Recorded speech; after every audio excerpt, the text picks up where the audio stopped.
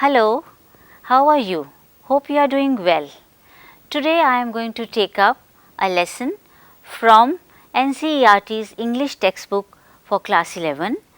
The name of the textbook is Hornbill and the name of the lesson is Silk Road. It is said we must try and fill our lives with adventures and journeys instead of things. How beautifully it has been said. Things we should not accumulate at all. I think if we generate ideas around us, if we appreciate nature around us, that will be more meaningful. Our stories will then be far more interesting. Travel, whether by necessity or for leisure, gives us the opportunity to observe and experience people and ideas beyond our immediate context. Yes, we are very much familiar with our context, but I think we must become familiar with different contexts, different cultures. It will enrich us. Accounts of travel also do that. They tell us about worlds we may not have heard of. Sometimes, if the accounts are well written, they may even make us feel like we have ourselves journeyed with the author. And this travelogue that I am going to take up with you is something like that. The way it has been written, you will feel as if we have been transported to that particular place. Travelogues therefore are a very important genre in literature. When there was no internet, railways or airplanes, the few who ventured to unseen places were considered brave and adventurous. Yes, of course, they were brave, they were adventurous, but what was it that took them there? Their passion. They wanted to see those places. Therefore, they were not afraid to venture into unseen places. Their descriptions of their travels were studied by their contemporaries as they were repositories of new information, and today they are almost like time machines because they give us a glimpses and insights into the conditions of life long past. Things have changed. Even this piece was written long back. Things have changed over there also. But we come to know, we learn to appreciate that how difficult the things might have been at that time. Today, many popular travelogues are available online as blogs and posts on social media platforms too. These accounts describe where to visit, what to see, and sometimes even list what not to do. These days, we have to be very careful when we travel. We cannot litter the place, right? So, we have to bring back the garbage with us. Nick Middleton is famous name among travelogue readers and travel enthusiasts. This piece is written by Nick Middleton.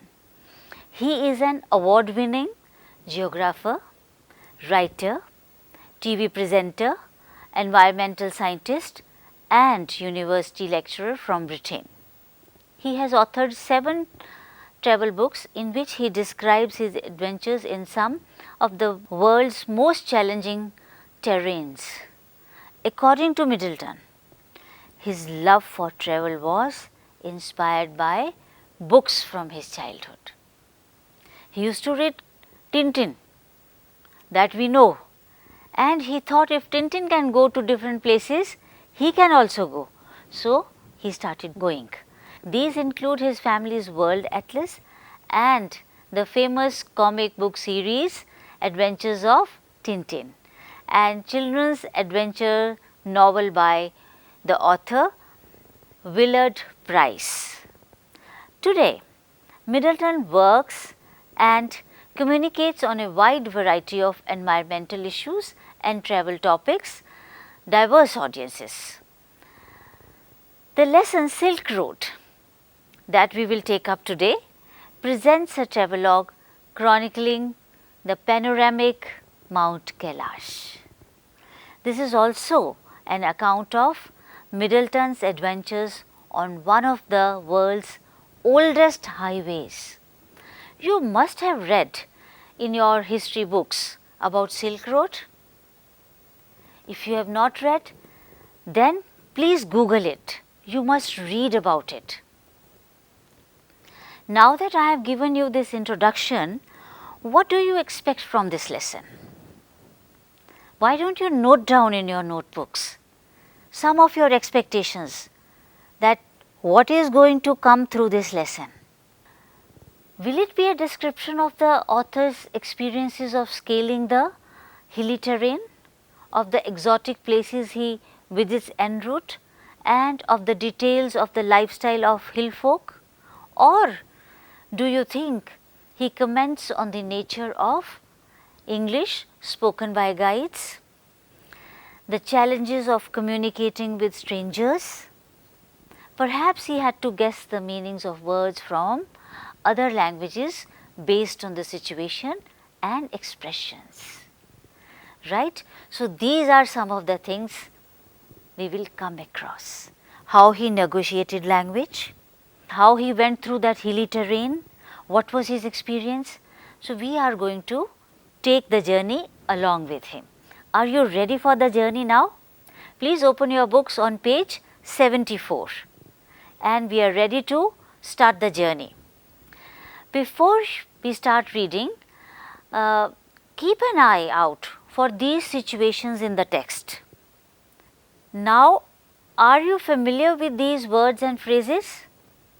Ducking back, swath, career down, maneuvers, cairn of rocks, salt flats, billowed.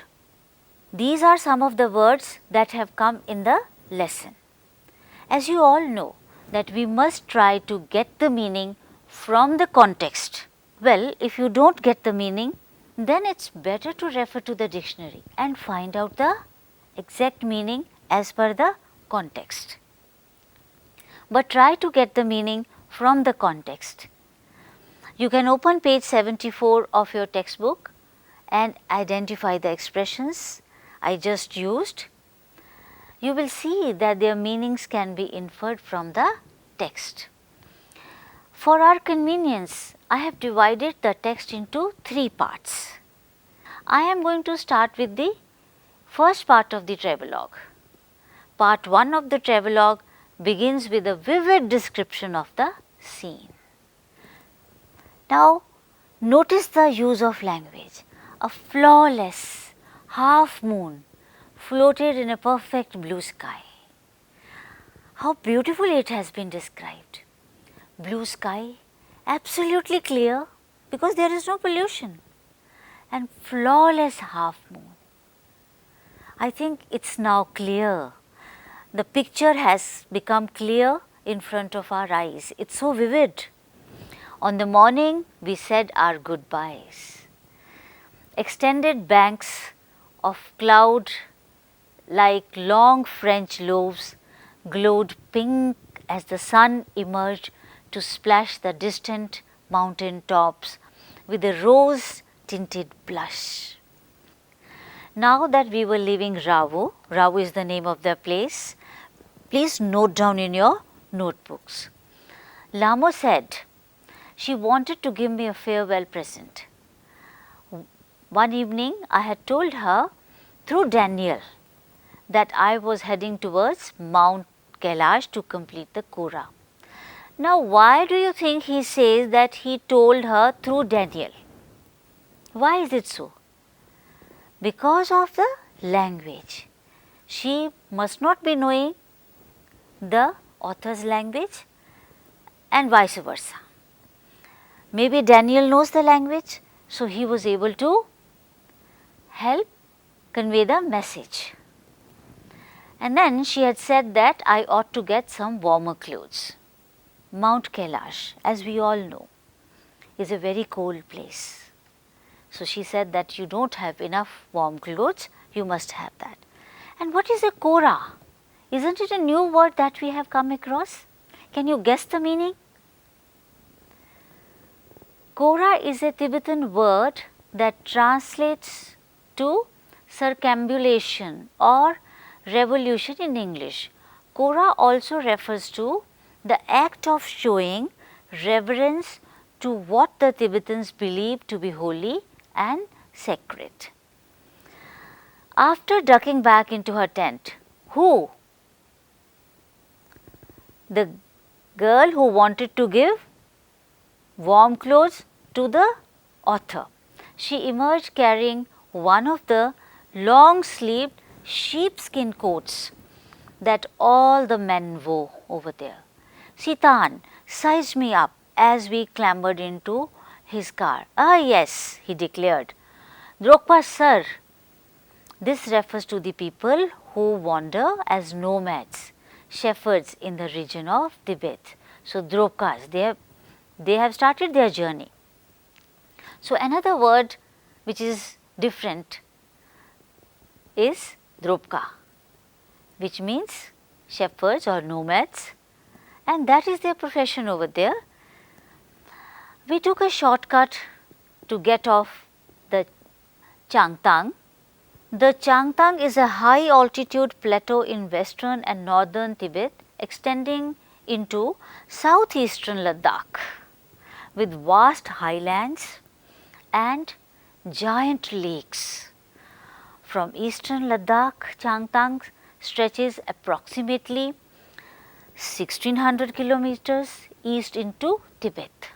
As far as the province of Qinghai, it is the home of the Changpa nomads. Changtang Plateau.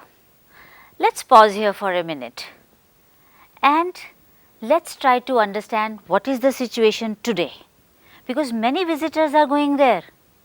People have been traveling to these places. When I was looking for the advisory, I found the following things. It says Changtang Plateau is a depopulated zone. Make sure your driver or your guide had toured this place before. It's easy to get lost. That was true at that time also, and this is true even today.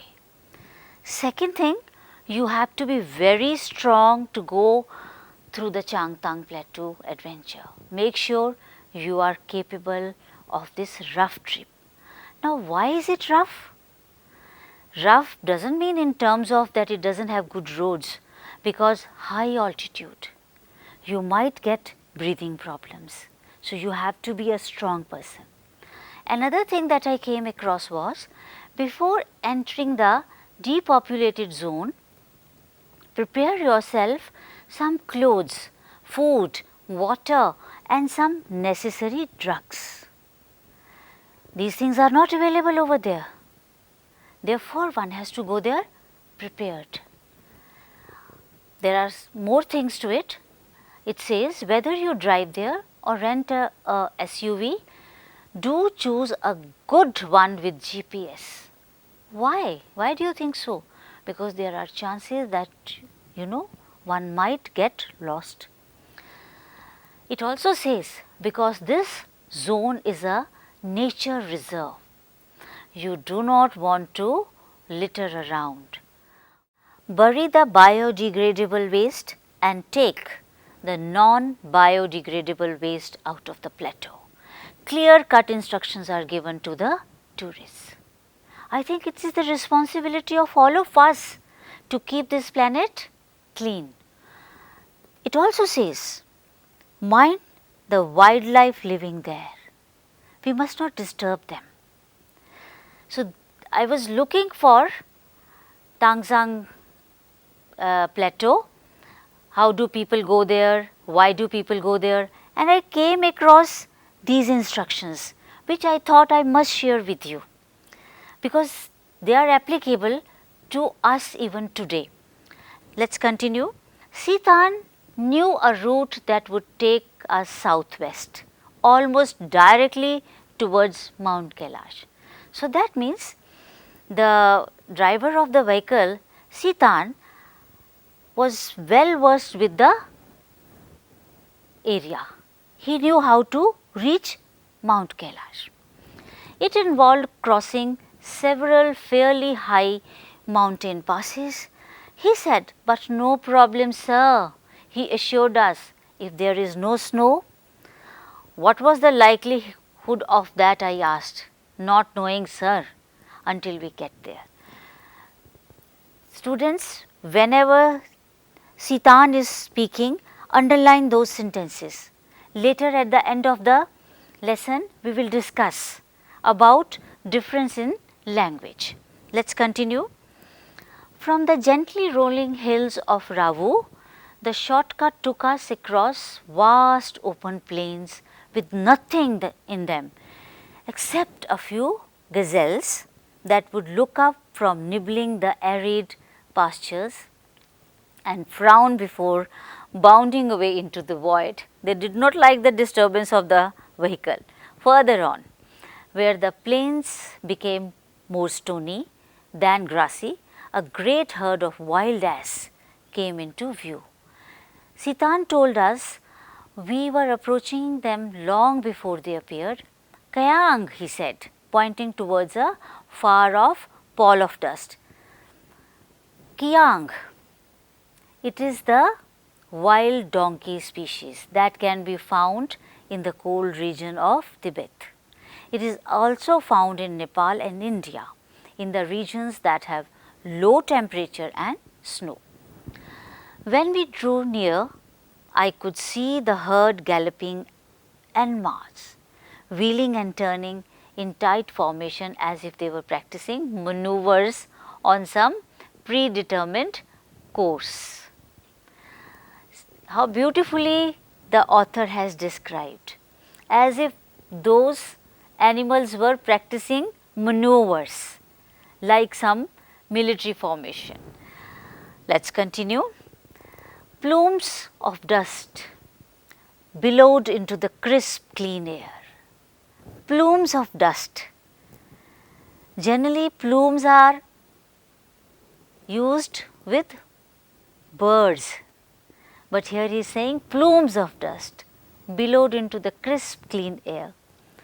As hills started to push up once more from the rocky wilderness, we passed solitary Drogpas, tended their flocks, sometimes men, sometimes women. These well-wrapped figures would pause and stare at our car, occasionally waving as we passed. What a lonely life! When the track took us close to their animals, the sheep would take evasive action, veering away from the speeding vehicle. We passed nomads' dark tents pitched in splendid isolation. Splendid isolation. Underline the words. How beautifully the author is using the words to describe even isolation. Usually with a huge black dog, a Tibetan Mastiff standing guard. So along with the sheep they had dogs. And which breed? Tibetan Mastiff. The Tibetan Mastiff, Dokhi, in Tibetan originated as a herding and guarding dog for the nomads of Tibet and as a watchdog in Tibetan monasteries. The Tibetan Mastiff is a distinct dog breed that was bred as a flock guardian in the high altitudes of the Himalayas and the Tibetan plateau. These beasts would cock their great big heads when they became aware of our approach and fix us in their sights. As we continued to draw closer, they would explode into action, speeding directly towards us like a bullet from a gun and nearly as fast. So these shaggy monsters, blacker than the darkest night, usually wore bright red collars and barked furiously with massive jaws. They were completely fearless of our vehicle. They would charge at the vehicle. They had no clue that the vehicle could harm them, but they would charge, shooting straight into our path, causing Sitan to break and swerve. The dog would make chase for 100 meters or so before easing off, having seen us off the property. So, they were aware of their property and nobody should come on that property. So, they were guarding it very well. It was not difficult to understand why ferocious Tibetan Mastiffs became popular in China's imperial courts as hunting dogs, brought along the Silk Road in ancient times as tribute from Tibet. So, now we can understand that why these dogs were used in ancient times also. By now we could see snow-capped mountains gathering on the horizon. We entered a valley where the river was wide and mostly clogged with ice, brilliant white and glinting in the sunshine. It was shining. The trail hugged its bank, twisting with the meanders as we gradually gained height and the valley sides closed in. How beautifully he is describing the entire journey. One feels as if we are also there. We can see through his description. The turns became sharper and the ride bumpier. Sitan now in third gear as we continued to climb. The track moved away from the icy river, laboring through sleeper slopes that sported big rocks daubed with patches of bright orange lichen. Bright orange lichen. Beneath the rocks, hunks of snow clung or in the near permanent shade. Now, what is a lichen? Orange colored lichen. Lichen is a composite organism that emerges from algae or cyanobacteria. You have seen algae, it can be green in color, but there it was orange in color. Patches of bright orange lichen, they were seen on the hills. From here on, the author is going to describe his physical condition.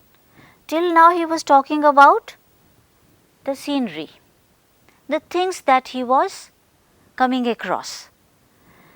Let us see what he has to say. I felt the pressure building up in my ears, held my nose, snorted and cleared them. We struggled around another tight bend and Sitan stopped. He had opened his door and jumped out of his seat before I realized what was going on. He said, "Snow," said Daniel, as he too exited the vehicle, letting in a breath of cold air as he did so. A swath of the white stuff lay across the track in front of us, stretching for maybe 15 meters before it petered out and the dirt trail reappeared. The snow continued on either side of us, smoothing the abrupt bank on the upslope side. The bank was too steep for our vehicle to scale, so there was no way round the snow patch. I joined Daniel as Sitan stepped on to the encrusted snow and began to slither and slide forward. Very dangerous, stamping his foot from time to time to ascertain how sturdy it was. I looked at my wristwatch. We were at 5,210 meters above sea level. So, the situation was now difficult for them. It was icy snow, it was not snow, it had become ice.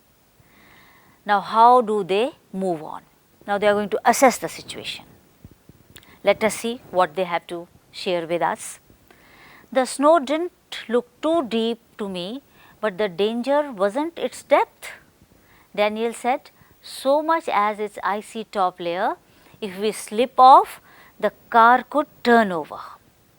He suggested, as we saw Sitan grab handfuls of dirt and fling them across the frozen surface. We both pitched in, and when the snow was spread with soil, Daniel I stayed out of the vehicle to lighten Sitan's load. He backed up and drove towards the dirty snow, eased the car onto its icy surface and slowly drove its length without apparent difficulty. 10 minutes later, we stopped at another blockage. "Not good, sir," Sitan announced as he jumped out again to survey the scene. This time he decided to try and drive round the snow without throwing any dirt on it. So this is how they were trying to go through the ice, which was very firm.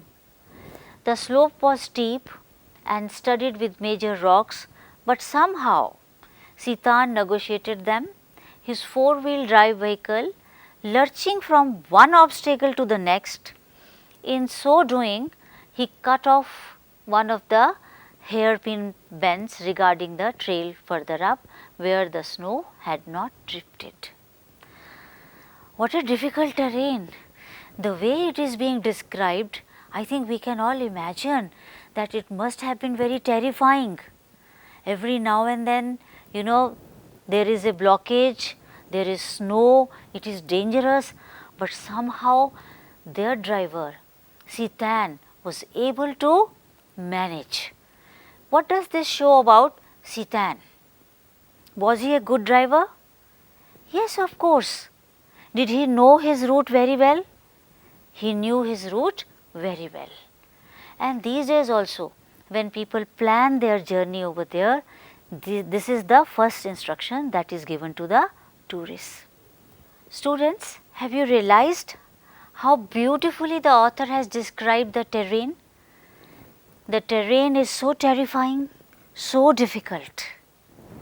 With this, we have come to the end of this session. We are on page 76. We will continue with this in our next session. In the meantime, please read the travelogue on your own, and I am sure you will enjoy reading it.